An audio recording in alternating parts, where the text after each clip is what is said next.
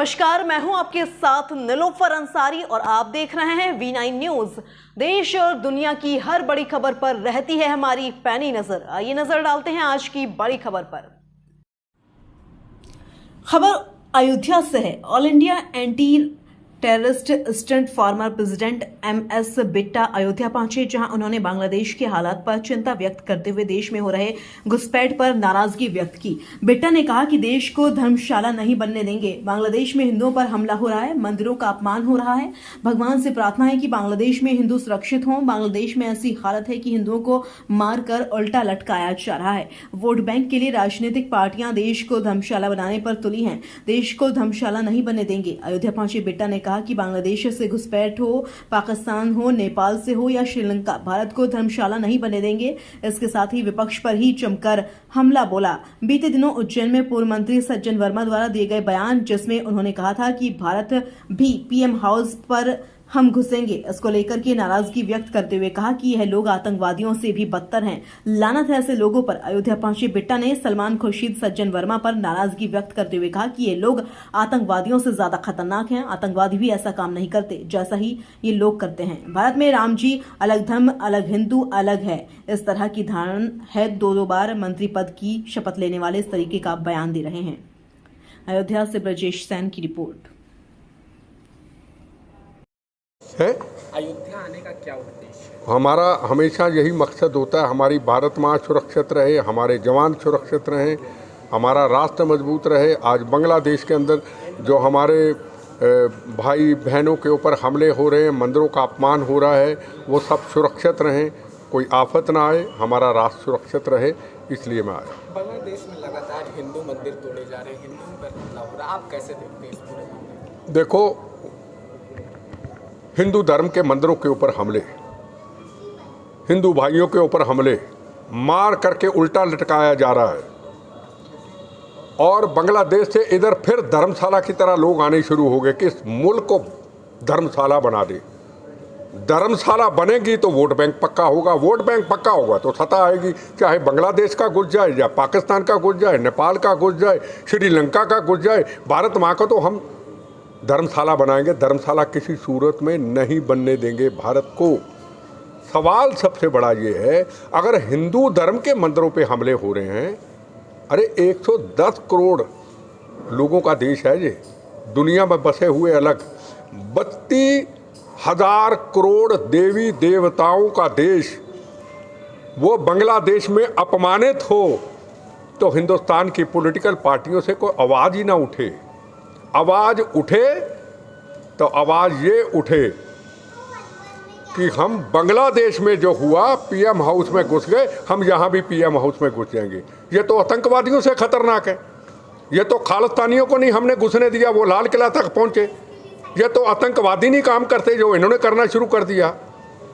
एक आया था अफजल, पार्लियामेंट के अंदर घुसा था और पूरा दुनिया हिला दी थी। उसके बाद आया किसान आंदोलन, लाल किला के ऊपर चढ़ गए।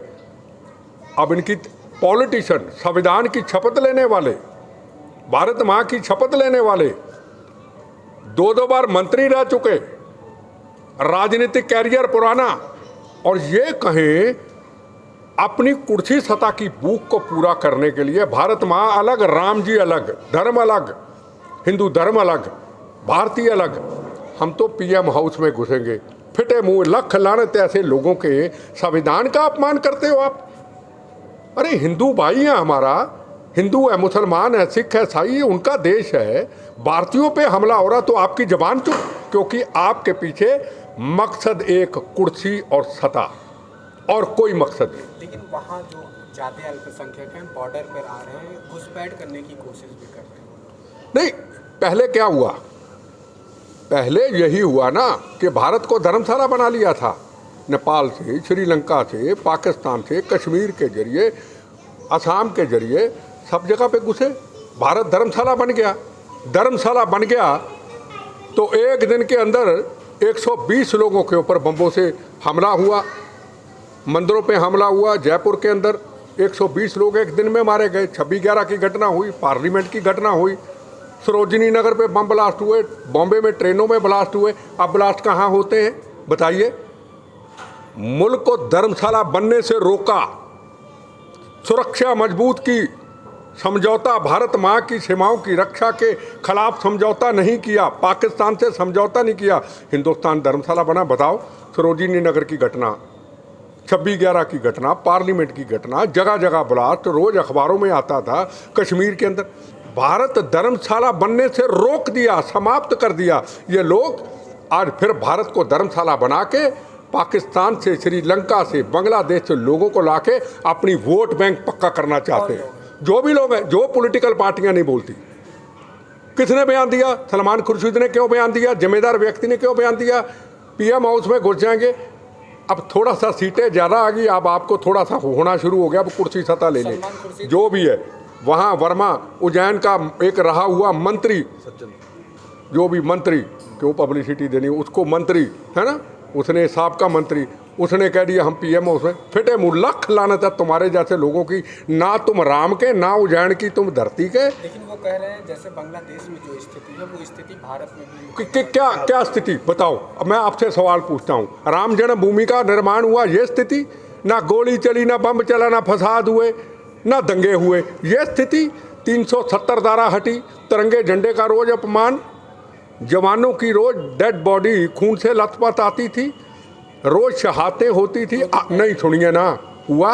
मैं सवाल का जवाब देना, हुआ? आपने सवाल पूछा, इसलिए हिंदुस्तान विश्व गुरु की तरफ जा रहा है। इसलिए जो सहूलतें हैं हिंदू को, मुसलमान को, सिख को, ईसाई को मिल रही, इसलिए ज्ञान जापी खुला, इसलिए अगला मिशन कांची और मथुरा, इसलिए वाराणसी में कॉरिडोर बना, इसलिए मैं सवालों का, पूरे हिंदुस्तान का सड़कों का जाल फिशा। आज जो लोग यात्री आते हैं पूरे देश के अंदर, कोई एक्सीडेंट तो नहीं होता। इसलिए मैं बीजेपी का नहीं हूँ। तेरा वैभव अमर रहे माँ, हम दिन चार रहना, हमें राष्ट्र प्यारा है। लेकिन बांग्लादेश में जो हिंदुओं के साथ हो रहा है, आप कैसे देख रहे हैं? आपकी क्या ओपिनियन? देखो जी, वो तो जो हो रहा है वो बंद होना चाहिए। सरकार कोशिश करती होगी, पर हिंदुस्तान में जो हो रहा है, दुश्मनों के सितम का खौफ नहीं, अपनों की वफा से डरते हैं। कवि प्रदीप जी का गाना याद आता है, कहनी है एक बात यही, इस देश के पहरेदारों से संभल के रहना, अपने घर में छुपे हुए गरदारों से। ना ये भारत माँ के, ना राम के, बस कुर्सी सत्ता चाहिए। राम जी को अकेला छोड़ दो, भारत माँ को अकेला छोड़ दो, कड़वा सच है। मैं को बीजेपी का कार्यकर्ता लीडर नहीं हूँ, मुझे भारत प्यारा है, मुझे धर्म प्यारा है। और कोई हो गया?